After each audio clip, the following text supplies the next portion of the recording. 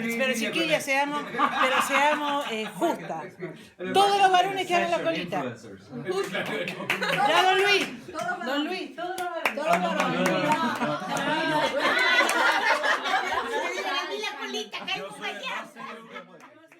Hey guys, this is Jackie, and you are listening to Jump Podcast. Thank you for being here. And I would like to explain what you just heard there at the beginning. That was a real audio clip from a video that I took on my phone during my first group trip to northern Patagonia back in 2017 with Rafa, who is our guest today, of a very special and obviously very funny moment during an equally special culinary experience that we had in the home of a local named Maria Luisa on the island of Chiloé in northern Chilean Patagonia. And the reason I shared that specific clip with you is because you can tell, even out of context, that there are many people gathered together enjoying a hilarious time. And now I'll tell you that there were 11 people in my group and about 5 locals hosting us who didn't know each other just hours before. We're going to talk about a lot of things today, but one of those very important things is getting to know a place through its inhabitants, through the people who live there. It's the people who make a travel experience stand out. People are what set a place apart. People are the best ways to connect with a place, to carry it with you, to make the best memories. It's always the people you travel with, the people you meet along the way. This includes you, by the way. And we're going to get into that more as we chat through our topics of today. But as I was considering what we could use at the beginning of this episode, I heard that clip and just knew that that was it. Because laughter is universal. Family-style meals are universal. And if you open yourself up to sharing experiences with locals on your travels, you are 100% going to have moments just like that one. So today we get to dig into one of my absolute favorite places, Patagonia. But it may not be what you're thinking. We're focusing today on the off-the-beaten-path corners of Patagonia and why it's important that we get to know these corners and protect them and become ambassadors for them, and what we can do to make a positive impact as we travel. And our guest today is the one and only Rafa Di Biase, who is a leader in many directions in sustainability and travel in Patagonia. And he also happens to be our Jump Adventures tour partner in northern Patagonia through his company, Birds Chile. In fact, you will hear us in this conversation referring to the itinerary or the travel experience that we're going to have together, because we have a group trip coming up in the off-the-beaten-path corners of northern Patagonia this December of 2023. So we do still have spots available as of the publishing of this episode. So if this conversation just jazzes you up, dude, join us. You can find out more and come with us at jumpadventures.com. This conversation was recorded as a pod chat as well, which is our new style of podcasting here at Jump Adventures, where we invite you to join us backstage for the original podcast recording, as well as a Q&A and chat after the podcast segment is done. So there are people in here with us listening, and they're chiming in the chat. So you'll hear us refer to them as well.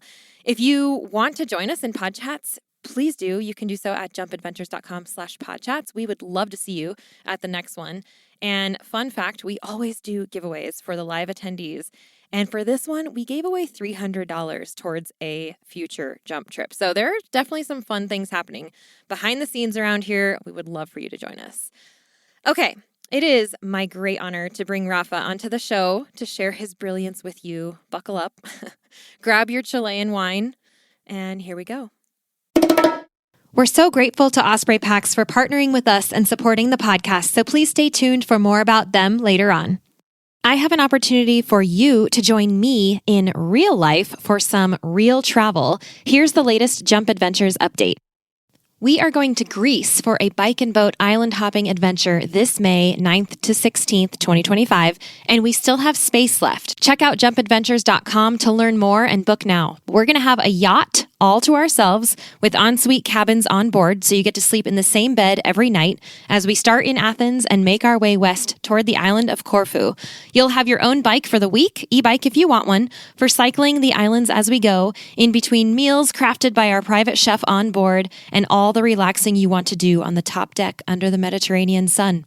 These bike and boat adventures are our most carefree and relaxed trips. All you have to do is say yes and show up, and there's still space. Head over to jumpadventures.com to grab your spot now, and we'll see you there. Rafa Di Biase is our guide for our Northern Patagonia trip that is happening this December. He is also a very dear friend of mine. I think, Rafa, we met in 2015 in Puerto Varas, where you live. Yeah. Yeah. And you have been, oh my gosh, not just a friend or a business partner, but also a mentor to me. We've had a lot of fun over the years. And so, yeah, this is some good energy that I'm feeling right now. I also would love for you to say a word and introduce yourself. So would you like to start? Yeah, no problem. Okay, thank you, Jackie. You are also an inspiration to me. You're a very good friend. I really am happy to have meet you on 2015 in Chile when we met at the Adventure Travel Trade Summit in my town in Puerto Varas. That is also the town of the trip of North Patagonia that we're going to spend a couple of nights here. My name is Raffaele. You can call me Rafa. I am like a Chilean Italian also because my family is from Italy and I lived in Italy for many years. But I'm Chilean, of course. I live in Puerto Varas. I have a company that it's a partner company of Jump Adventure, and I've been guiding for the last maybe 20 years. I started to guide in different countries of South America, Antarctica. I train guides in the past in different parts of the world, including in the United States, in the Yellowstone Park, in Europe and South America, of course. But you know, my home, my roots, my heart is in Patagonia, basically. Patagonia is a very large region of Chile and Argentina. I lived in the north part of Patagonia. I moved here on 2004. So it's been like 20 years living here in the south of Chile, in the Lake District region. I'm a family. I have two daughters, my wife, Teresa. We live in a small town, Puerto Varas, a town of around 35,000 people, surrounded by national parks. That's probably the reason because I live here, because I have wonderful parks just a few kilometers away from my home. I also like Puerto Varas because I can walk everywhere, so I don't need to drive to go to my office or to go to the supermarket. I use the bicycle, I walk, or I use my Vespa. I have a little Vespa when I drive. Italiano, puro italiano. My Italian blood. So yeah, I met Jackie on 2015. We've been running trips since then. You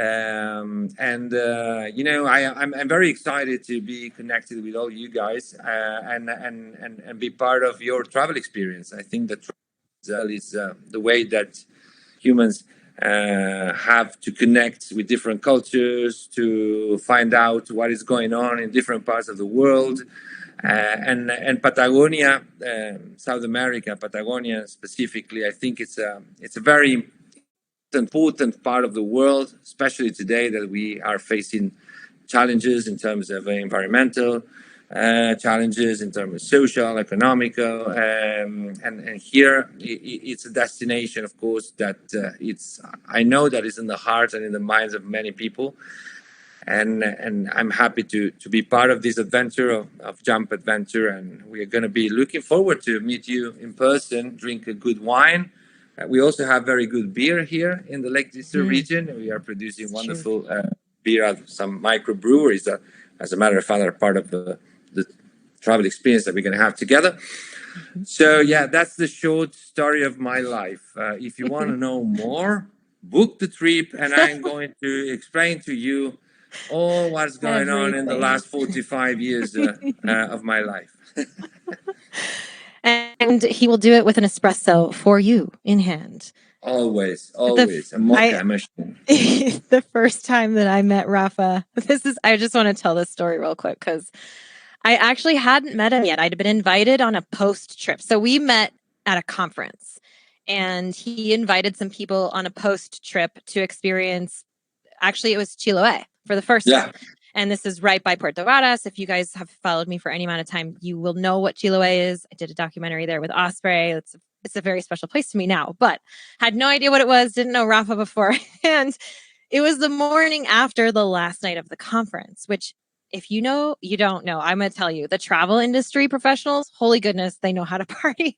And so that morning I wasn't feeling super great and I was not on time. And Rafa shows up to where I was staying and I was with another girl and we're like, Rafa, we're so sorry. Like, we're just not ready yet. And he's like, no worries. We'll come right back. We'll go pick up someone else. And he comes back in like 15 minutes and he's holding an espresso to me. And I was like, I'm going to be okay. Like, this is good. I'm in good hands. Like, that was my first experience with Rafa. And you know what? He still does that. Like, if you whenever you travel with Rafa, there are espresso stops in places you wouldn't even imagine. Like, we're pulling over to look at birds, which we're certainly doing, whatever. And there's espresso making and you didn't even realize it, but that's Rafa. So the Italian, the espresso follow me and I follow the espresso. It's a mutual love relationship. It's great. It works. It's a wonderful necessity in life. So I appreciate that for sure. So I love what you said actually about your kind of intro to Patagonia. And part of the reason that we are working together now is because you were one of the first people that you might have been the first person when I was living in Bariloche in 2016, which was like a few months after we met. And you came over with a group and we went out for a craft beer and sat down in a corner. And I said, Rafa, what if I start leading trips? I want to work with you. How do we do this? And you just gave me all these ideas. And I mean, that was the first year that I ended up running a trip to Southern Patagonia. And then the next year I worked with you and ran that first one to Northern Patagonia, which was, I mean, they're all incredible. But so yeah, Rafa has a really important part of the foundation of, I think you hold a very important piece of the foundation of Jump Adventures. So I'm very grateful and I would like to, thank you on behalf of everybody, because it's one of the reasons that we're all here is because we all get to do these trips now. And so thank you for being here. And thank you for expressing your love for Patagonia, because it's one of the things I wanted to share tonight was just why this region is so special. And I got into it a little bit, just that I was there in 2015. I think I don't know. I'm not going to assume anything, actually.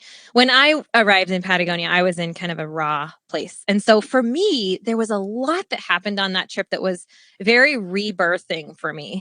And so I always say that a part of me was born there, and like a migratory bird, I love to go back and just touch home base every now and then. Like I can't go more than, I don't know, I can't go very long without going back to Patagonia because it's part of me.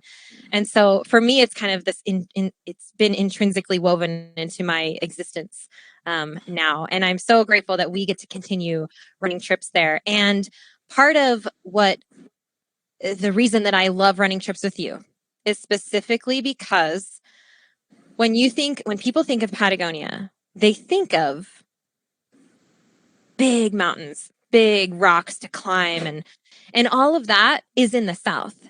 And Patagonia is actually massive. I like to tell people when they ask me like, where's Patagonia or what is it? It's kind of like saying New England. Like everybody knows what New England is, but I don't know if you can really draw a line on a map. It just kind of exists as a region, and it includes a lot of regions within. And that's just like Patagonia. And where you live is the beginning of Patagonia, and it goes south from there in both Chile and Argentina. It's like Puerto Varas, Bariloche, like that line. And then south is all Patagonia. So Patagonia is massive compared to what most people think when they think of Patagonia. And one of the things that I really believe in, and one of the things we really strive to do with Jump Adventures is to get off the beaten path. And there are a lot of places that suffer from over-tourism. And so I actually wanted to kind of highlight, not just highlight our itinerary, but highlight the reason that we're choosing to travel in such an unknown destination and what we're going to see that nobody sees. Because where we're going, this volcano valley, I haven't even been there before. And I have been to Puerto Varas multiple times now. And it's going to be like, I just imagine it being just us, like going from like family lodge to family lodge in this incredible dense forest with volcanoes popping up and rivers and bridges and trees and like all the birds you can imagine. So anyway, I would love for you to sort of paint us a picture of the importance of getting off the beaten path in your own backyard. Like, what do you think about all of that? Yeah, that's a good question. Thank you, Jackie. Thank you for the invitation and for all the assistance to be online tonight. Well, first of all, I think that what you were mentioning is true. Patagonia is a very large area. Just to give you an idea, the route of the parks of Patagonia, that is part of the trip that we're running together with Jackie. It has more than 2,400 kilometers from north to south. So we are speaking about a very long area from north to south. Consider that Chile is is the longest country in the world with more than 4,000 kilometers from north to south. So we are speaking that half of the Chilean territory is covered by what we know as Patagonia, basically. And it's very diverse. You can go from the Lake District region and Chiloé Island, that is a region of active volcanoes, no-cap volcanoes, fjords. We have here the gates to the Patagonian fjords area. Yes, we do have fjords, just like in Norway, for example, that are very famous, the fjords of the north of Europe. We have fjords in Patagonia. We have the ocean and the Andes mountain range just half an hour away from each other. So that's another very interesting thing that you can do here. You can be looking at condors in the mountains in the morning, and in the afternoon you are looking at albatrosses in the Pacific Ocean. By the way, in one of the richest ocean in the world in terms of biomass that we have in Patagonia, because we still got the influence of the Humboldt current, that is one of the richest currents in the world. We do have penguins. Here in Chiloé Island, we have the only place in the world where you can find breeding colonies of Humboldt and Magellanic penguins. We had a wonderful wildlife. We are covered by temperate rainforest, one of the last regions in the world with temperate rainforest. There are very important parts of the health of the planet. So a trip to Patagonia is not just an exploration experience, but it's also, I would say, a mission in a way, because we are visiting one of the last pristine areas in the world where really wilderness is part of our day life.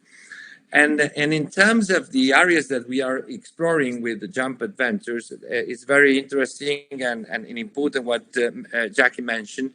As all the hotspots in the world that people wants to visit and experience, we are also having some over tourism in some areas. We decided to explore off the beaten trail in Patagonia, and not only concentrated in the geographical and natural beauties, but also making that the people, the communities, and the culture being part of the trip and the experience. I think that it's very important to keep this region as a mix also of wonderful nature attraction, but also wonderful people, wonderful culture, unique. So we're going to be exploring valleys where we're probably going to be hiking, and we are not going to find anywhere else along the trail, where suddenly we're going to be covering by temperate rainforest. We're going to have clear, and we're going to see volcanoes with different shapes, amazing shapes, by the way. And far away at the distance, we're going to see the chimney of a family that is living in the middle of a valley, and where we're going to spend the night together with them. And we're going to go to their backyard, and they're going to be hot springs. And then we're going to keep walking through the trails, and we're going to reach the lake. And we're going to see another chimney there with a family living there. We're going to spend another night there. And then we're going to be going in the morning at the shore of the lake. We're going to dig a little bit, and there are going to be hot springs again. So it's really to experience. We're going to dig a little bit, find hot springs. We're going to dig a little bit. Well, we're going to really dig like a few hours. No, I'm kidding. We're going to work for our hot springs. Yeah. No, but we're that's dig amazing. But it's amazing. And so it's an exploration of Patagonia as probably you don't see it in the main documentaries, but it's off the beaten trail, really. But it's going to give you a touch of a Patagonian experience. that you're going to keep in your hearts and minds forever, I think, and they're going to be the gasoline to make you come back, basically, again and again. Or the because Calafate. Yeah. And the Calafate is going to do that. And the Calafate beer and the Calafate. Yeah. So yeah, that's what we are. And then we're going to move to an island. Because when you come to Patagonia, as Jackie was mentioning, sometimes we concentrate in the mountains, of course, and everybody has this view of the Patagonia is a region of mountains. We have islands and archipelagos, thousands of islands, really. And the archipelago of Chiloé is probably the last corner of Patagonia and of Chile where the indigenous culture is still alive. It's part of the day life of the people. So we're going to invite all the travelers to connect with this culture, to connect with the communities in the island, to taste the wonderful food that we have in the island with chefs, with local families. So this mix of nature and culture really in the north part of Patagonia and off the beaten trail, I think it's a pretty unique experience, and we are happy to have the chance to share it with you. I thought of something while you were talking that I wanted to share. Someone recently asked, we did a little Instagram thing about this trip and we asked for questions, and somebody said, what's the difference between North and South Patagonia, which is a huge question. It really is. It's such a big question. I was like, I have to narrow this down somehow. But what I came down to was actually the culture, which I love that you mentioned. We're going to stay with families. Like this is how it's different is I think in the South, it's more about the completion of a circuit. Like that's what it is. It's one or the other, really. Like in that park, Torres del Paine, like I understand. I totally understand. I feel the draw as well. I have wanted to accomplish, I've done the W and the O, like I get it. But when you're on that trail, if you're lucky, the only culture that you're going to have is your guide if you have one. Maybe the locals that are working the stands, the park stations and the refugios. That's what you're going to get, because it's mostly, I would say that's more of almost like more of an internal journey, if that makes sense. Whereas this, you cannot get away from, and this is the purpose. Like we are intentionally integrating ourselves with the locals, with the culture. And so that's kind of where I landed on that question was this. If you travel in northern Patagonia, it is so much more about the people. And that's true. The traditions and the culture, especially once you get over to Chiloé. Whoa, that is a trip in itself. But there's so much to be said about learning about a people when you are in a foreign country, when you're, I say this is coming from one who I love adventure travel. I love just hiking for days and camping and whatever it is. Like I'm so down to do all of that. But the experiences that we take home with us, the highlights at the end of the trip, aren't they usually about the people? They're almost always like our most favorite things are, for example, Rafa, one just came to me right now. Remember when we were in Chiloé and we met that man and he was trying to give us snails, weren't they? Snails. Yeah. He had just harvested down at the water, and we came across the most adorable old man who neither of us could hardly understand. Like he had the raspiest, most unique voice I think I've ever heard ever.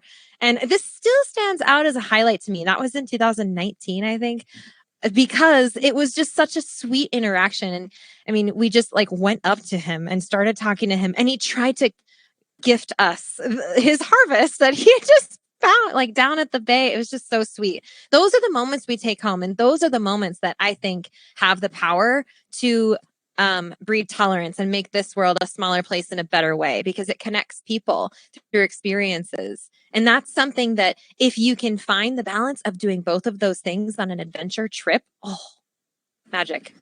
Yeah. And this is the case because, of course, we're going to be, crossing and exploring wonderful areas, natural areas with really, really amazing landscapes. As I mentioned to you, active volcanoes, snow-capped mountains, temperate rainforests, fjords.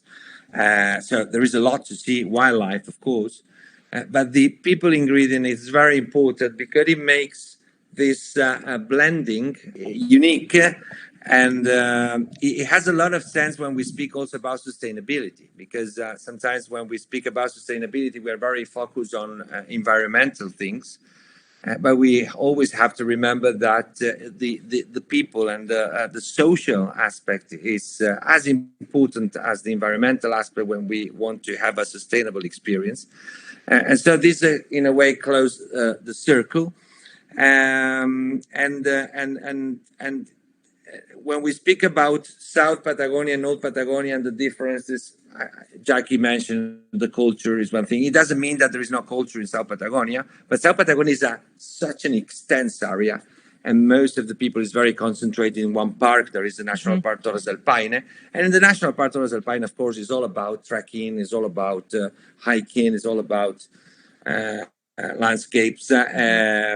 And of course, there are some hotels, and the cultural experience that you're going to have is going to be more related, of course, with the guide, with the staff of the hotels, the staff of the activities that you are doing.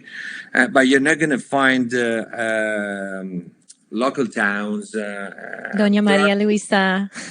There are more sheep than people in South Patagonia, so, because it's true. So you can have the cultural aspect, but because it's such a big region and the distances are so massive, it's not as easy as you can experience it in North Patagonia. And by the way, the cultural meeting, this I like to call it the exchange of knowledge. I like that expression. That in Spanish is intercambio de sabiduría, that is being used a lot. It is used a lot by the indigenous communities, because it means that when you are connecting with people, you are not just receiving, but you're also giving. The people that you connect wants to know about you, wants to know about your country, wants to know about your culture. Of course, you are very curious too, and you want to know about it because you are traveling. You are the traveler, the explorer. So you're going to make a lot of questions, but you're also going to be asked about a lot of stuff, because people want to have this exchange of knowledge. And the exchange of knowledge is what makes the world a better place for everybody, because it's the meeting among cultures. Is the brotherhood, the sisterhood among people that live in very different parts of the world, but sometimes we have the same thoughts, the same problems, the same challenges, and realizing that during a trip, I think it's quite a magic. You know, it gives you a complete different perspective when you get back home. And you remember about the landscapes, but as Jackie was mentioning, you are remember about the people, about that encounter, about that meal that you share, about that chat that you had with this lady in the island of Chiloé, Maria Luisa, for example, that like to talk a lot. So she's going to be... She loves to laugh. She has the most amazing laugh. We're going to meet her on this trip too. Yeah.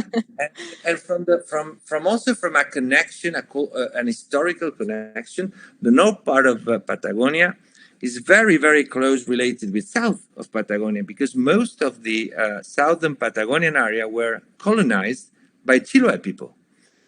So the towns of Puerto Natales, towns of the Punta Arenas in the Strait of Magellan, the story is completely linked with the history of the Chiloé Island. The women and men of Chiloé Island were the women and men that colonized those regions, that settled there, that navigate the canals, the fjords of Patagonia, because they were the best navigants and the best people when it comes to sea activities. So there is a connection that is important and to recognize, to experience, and that it's going to give you a whole new perspective of what is Patagonia. The next time that you're going to hear about Patagonia and that you're going to speak with friends about Patagonia, you're going to have, this exchange of knowledge is going to give you a whole new perspective to take it to the conversation and make you, to your friends and people that is curious about the destination, to also open their eyes and say, oh my God, there is a whole country in Patagonia, different, completely different from north to south and center. So I think it's a very nice experience. We'll come right back to that. Let's take a moment now to thank our wonderful show sponsors. Osprey is the market leader in technical outdoor, travel, and everyday packs. And I've personally used Osprey packs since 2015. My favorites are the Fairview Trek 50 for multi-day hikes, the Cirrus 24 for day hikes, the Transporter Rolling Duffel 60, which is my trusty check luggage for faraway adventures, and of course, the countless packing cubes I use to organize everything that goes in them. We are proud to support each other on the podcast and beyond. We love getting outside, and we want to see more people outdoors. So find out more and join us at osprey.com. I'm always impressed with I'm just going to be quite honest here. I'm always impressed with the people who book my Patagonia trips that aren't the southern one, because that's the easy one to say yes to. And I totally get it. Like I said, I'm absolutely in love with Torres del Paine. Like I get it. But I feel like a trip to Aysén, where no one goes, a trip to the Lakes District, like it's real. It's grit. It's like getting in there, you know, and I'm always impressed by the people who want to know what that looks like. And I love that. I've never said that out loud before, and now I'm saying it on my podcast. So I hope I don't it's not like I'm not impressed with the people who complete the O circuit. Holy goodness, that's hard. And it's so amazing in its own right. Oh my goodness. But it's just different. It's just so incredibly different. And it's like you said, like it's such a window. It's such a window into a brand new place that it'll blow your mind. And I will challenge you to, whether with me or not, like explore the rest of Patagonia. It's really important, I think, that that we do get off the beaten path and celebrate these lesser known places, because they will change you. They will change you for the better, and they will open your eyes. And I feel like there's so much to learn, and there's so many amazing people to meet. And this is where you're going to find that. Yeah. There's true. Another thing that we're going to participate in on this itinerary that I wanted to ask you about. You have been a really big influence on me in many ways, but one of these ways is sustainability, sustainable travel. Just so you guys know, Birds Chile has been recognized as the most sustainable travel travel company in Chile, because you guys do. I can't even list. Like, you do so much for your local community, with your travelers, for your peers in the industry, in the region. It's really, really impressive. And that's one of the reasons that I'm really proud to be working with you and constantly learning from you. And I love that we have started something that I want to try and do more and more on our Jump Adventures trips across the world. But 2 years ago, when was the last time we led a trip together? We started, 2 years ago. No, it was last season. It was last year. You're right. 2022. It was just last year. And I think Jackie's here. She was there. I don't know if you recognize that name, Rafa, but she was there on that trip too. But yeah, we participated in what, in one word, we call it rewilding. But I understand that could be confusing. And I also want to step a little bit back and understand that maybe some people don't even know what sustainable travel is. And so there's nobody better to ask than this guy right here. So Rafa, maybe you can give us just a kind of an overview of what sustainable travel means, what sustainability means to Birds Chile, and give us a picture of what rewilding is and how we're going to do that on this upcoming itinerary that we do. Yeah, of course. Thank you. Thank you, Jackie. Yeah, well, sustainability for us is very important. We are a big corporation also since 2017. We were among the first travel companies to certify as a big corporation. And sustainability, I think that is a word that it's been used so much that it's sometimes we are, losing the meaning in a way on the way, because we're seeing it everywhere. Today, everything is sustainable. Everything is it has to do with sustainability, and from one side it's good because it means that the people and companies are taking care of that, but in another way also there is a lot of greenwashing around in not only they might not know what that means either. Rafa, what is greenwashing? Greenwashing means that we sometimes are using some terms as sustainability without really content, but trying to, of course, in a way, wash our imaging or our impact without being really consistent. When we speak about sustainability, we need to always think about measurement, traceable, and verify. It means that you need to have indicators that can be accessed by everybody, and everybody can verify, trace, and of course measure what you are saying that you are doing, basically. And so when we speak about greenwashing, we speak about when that part is not present, basically, and you are just saying that you are sustainable or your products are sustainable, but without really have a content or a way for the consumers to verify that it's really happening.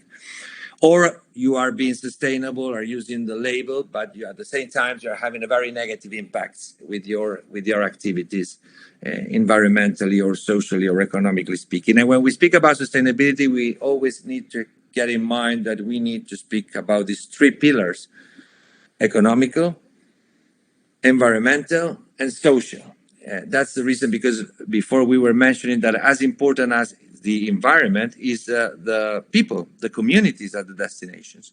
We cannot get the communities out from this equation of sustainability. And sustainability means to be conscious about the negative and the positive impacts that your activity can have, and trying to maximize the positive impacts and minimize the negative ones. That is, in a brief description, what means sustainability, always keeping in mind these three aspects of social, economical, and environmental. And about the trips that we are doing with the Jump Adventures, with Jackie, we kept in mind that the trips today need to go over a little bit farther from sustainability.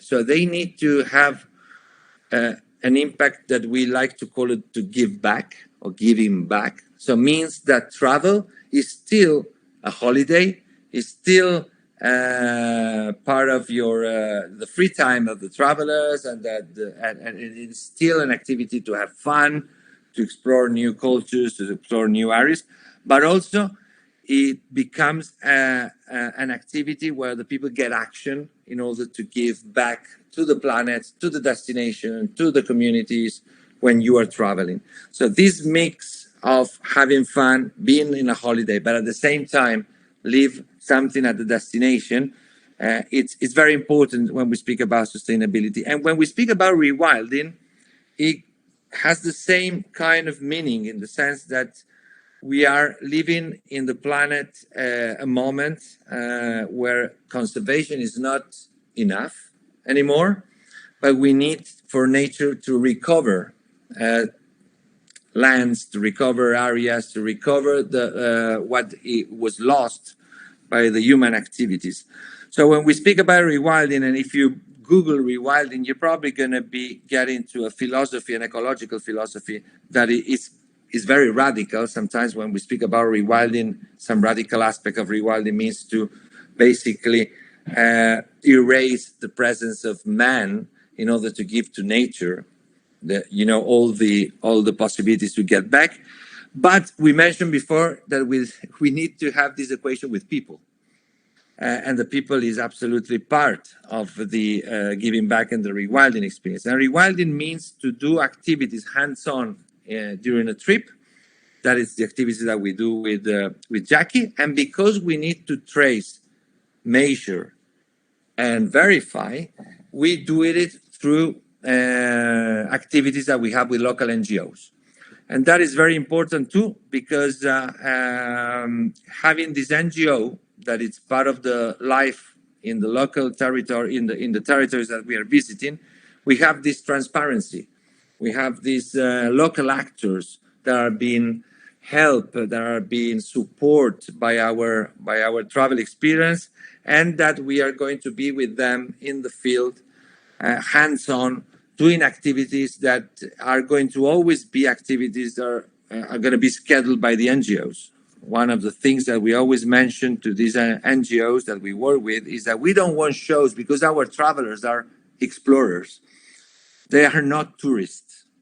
They don't want to have a show in the destination. They just want to feel that they are exploring a new country, but they are also giving back and participating in the efforts and actions to save the planet. I know that this word "save the planet" means very, very big, but basically we save the planet with small actions.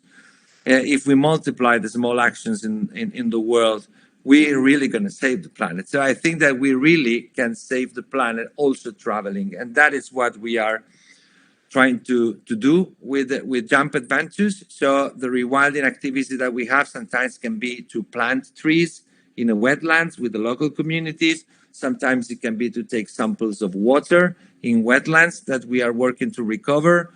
Sometimes it can be to install camera traps because we are monitoring the presence of endangered species in forests, in mountains, in wetlands. The activity can change depending on the schedule that the NGOs have. But the fact to be in the field and get the reality of the destination that we are visiting, the good and the bad, because traveling means also to speak about the bad, to speak about what is going on at the destinations and not only show the beauties and the positive thing, but also share with the travelers, because you are ambassadors.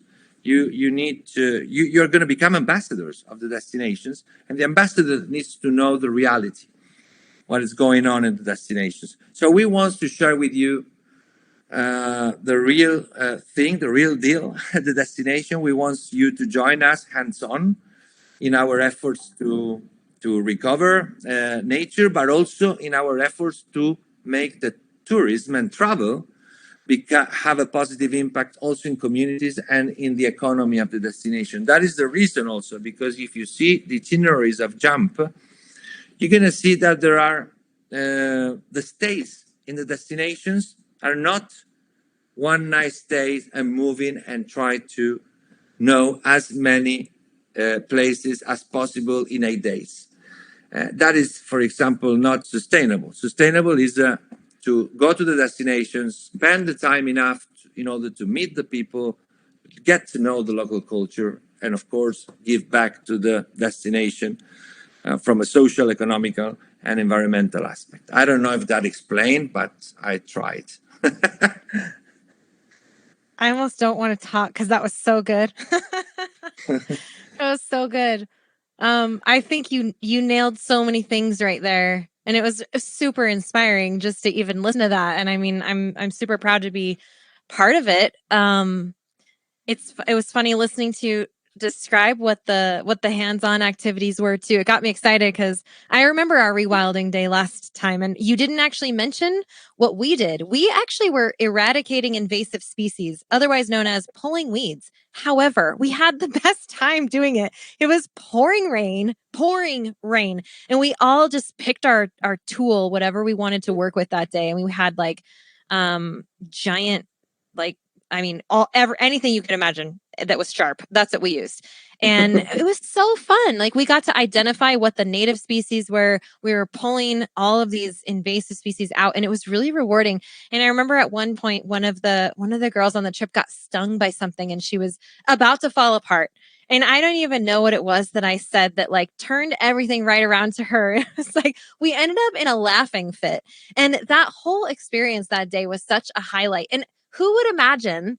You would never think if I told you it's going to pour rain and we're going to pull weeds and we're going to love it. Like, you wouldn't believe me, but there's something so it's tangible. It's literally tangible that you can feel about your impact on a place. And if we are appreciating the beauty of a place, then we should also be understanding what our impact is and helping to give back. And Jump Adventures is really trying to align with that ideal in any way that I can. And so this is a really cool opportunity for us in our industry to say, hey, it's time to pass this on to our passengers, our travelers that come with us, and say, this is what it looks like. Let's do this together.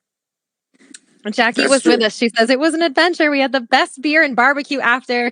She loved that day. She said, "Yeah, it's true. It was such a good time." That's true. Yeah, we had the beer and the barbecue. Yeah, because the mix of the travel, and we know that it's a holiday. We know that it's the exploration, the fun, etc.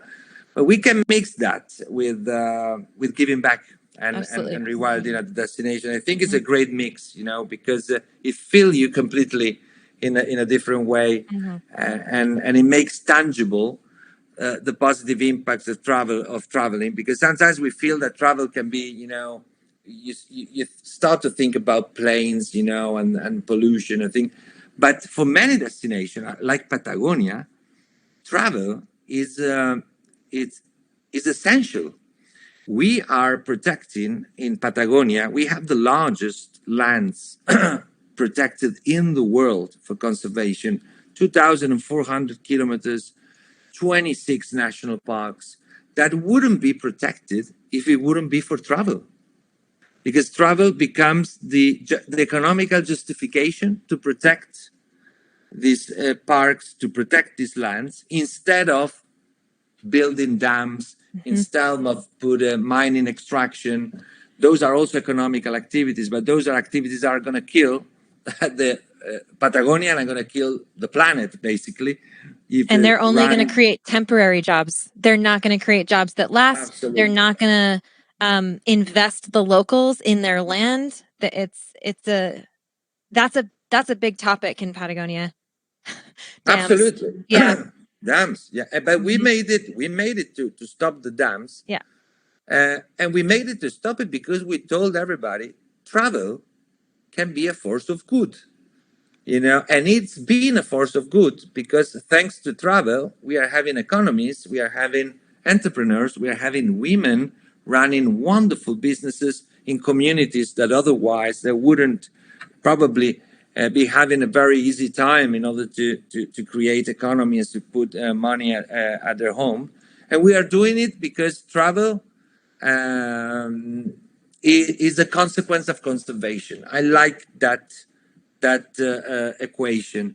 Travel as a consequence of conservation. What we are doing here, we are traveling as a consequence of conservation. If we wouldn't have preserved and conserved the national parks and the lands in Patagonia, you wouldn't be traveling. And we wouldn't have these lands protected as we do have. So travel can be a force of good. It has, of course, negative impacts. It's good to recognize them, and it's good to do something about them. And that is what we are trying to do with Jump Adventure. Yeah. And I think to back that up, that was really well said. Really amazing. If you don't know a place or a person, you can't love it, right? If you don't know a place, you won't love it. If you don't love a place, you won't care to protect it and you won't care what happens there. But this is why travel is essential. We have to, it's educational. We have to take ourselves there, put ourselves in that place to see it, to get to know it, to meet the people, to experience everything that it has to offer in order to let it affect us such that we might go out and make a difference for that place with our orbit that we exist in, and sharing it with others, and maybe deciding to pledge to an NGO or an effort of sustainability of some sort when we even get home from a trip because it affected us so much. That's never going to happen if we don't first get off of our feet and or off our couch and go there. And so this is always an invitation. It's always just an invitation. But I love the inspirational / educational / absolutely essential side that we're showing here. I believe in it so much. Well said, Rafa. Yeah, and well, all our trips with Jump Adventures here in North Patagonia, they are anyway compensated. The 100% of the carbon footprint is going to be compensated of all what we are going to be doing here. But this is the baseline, and we have to go over that, and we are doing it together. We need each other. We need everybody. This is a team, a team that make travel a force of good.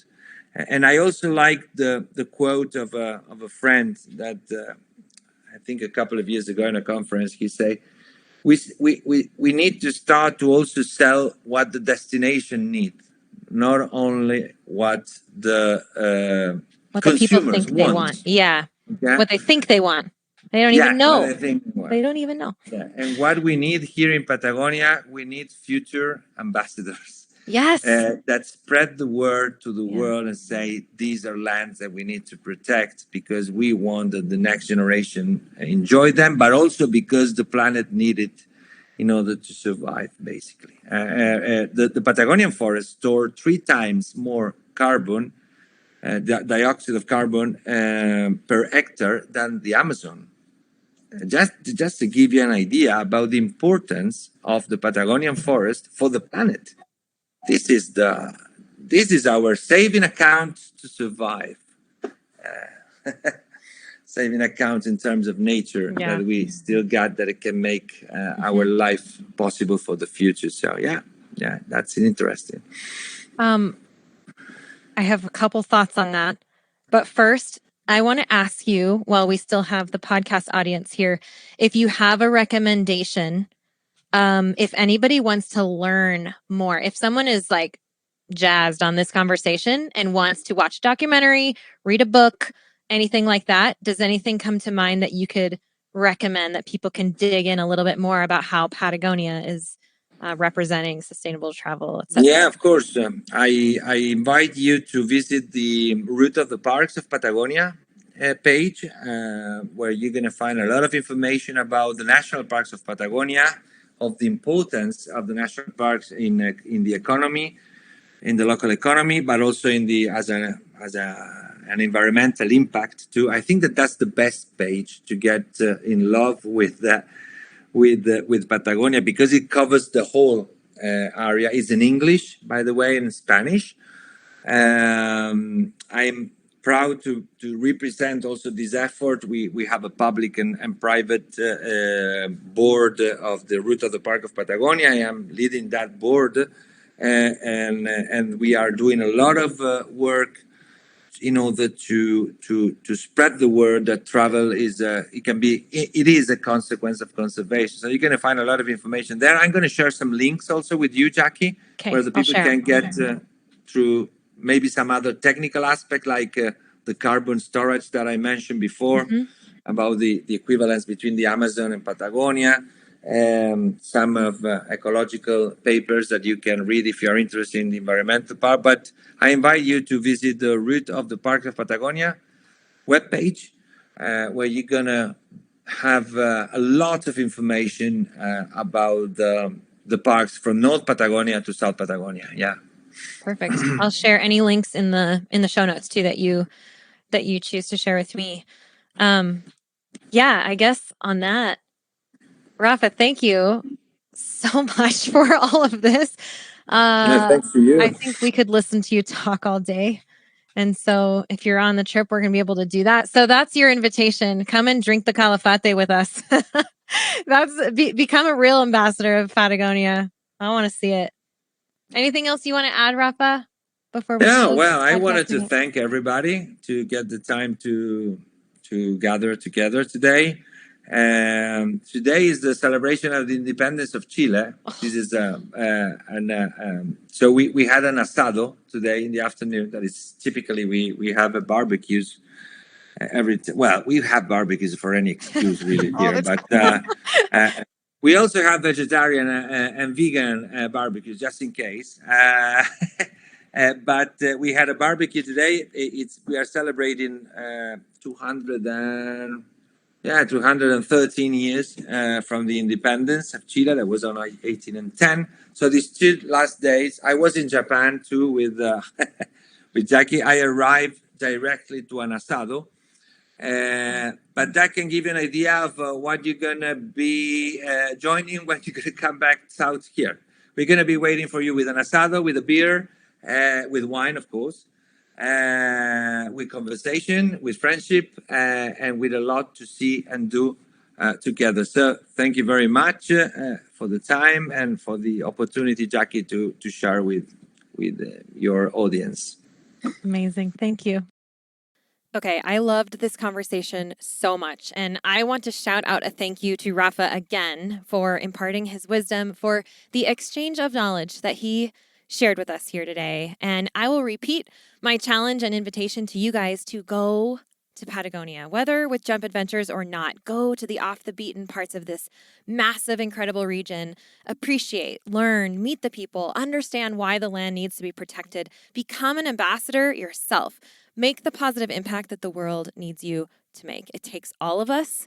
We're all in this together, and we would love to walk alongside you as an explorer on a path to saving the planet with small actions. Let's multiply those small actions together. Let's make travel a force for good. Like Rafa said, let's understand that travel is a consequence of, it is essential to conservation. I really hope that you guys enjoyed all of that as much as I did. I've shared the links that Rafa mentioned in the show notes. Please do dig into them, and please reach out if you have further thoughts or questions about sustainability or Patagonia or any of this. You can find us at jump.adventures on Instagram. You can find us in Patagonia this December. Come with us, jumpadventures.com. Take the leap. It's up to you. Find out for yourself all the things that we talked about here. I hope to see you there. Thank you so much for listening today. And I have one last challenge for you. If you enjoyed this conversation about sustainability, there's one very simple step, one very simple action that you can take right now. And that is to share this episode with someone you think would also enjoy it or needs to hear it. Send the link, start a conversation, just like we did. Thanks again, you guys. I appreciate you being here. See you next time.